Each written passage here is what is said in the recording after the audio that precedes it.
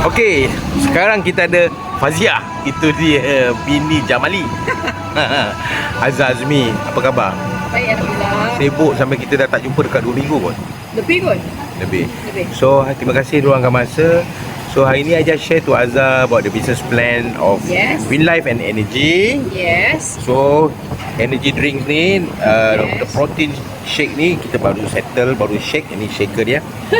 Nak minta Azhar komen. Saya nak try the energy sebab Abang Zalmi dia cerita daripada 103 kg, now dia dah lose weight 94.8. Okay, Dalam masa 2 bulan, banyak 8 kg, 8 kg. 8 kg. So dia minum this energy. Azhar akan try and Azhar akan bagi tahu macam mana rasa this energy, the idea that okay or not. Bismillahirrahmanirrahim.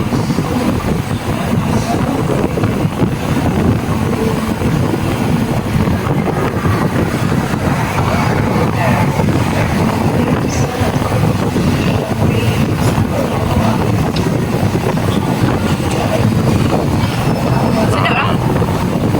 Dia ada rasa Nestle, coklat.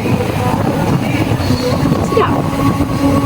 This, The good energy. thing is dia tak manis sangat. Protein drink ni dia tambah protein pada kita. Dia develop kita punya muscle, dia kuatkan tulang, dia bakar lemak, dia bagi tenaga dan dia mengenyangkan. mengenyangkan dan kita tak lapar. Dia punya cereal dia sangat banyak. Sebab tu I think dia boleh cover untuk the whole day.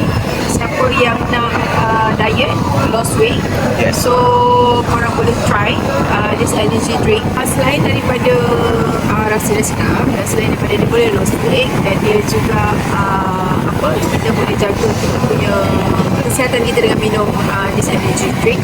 So siapa yang nak buat business dengan modal yang kecil,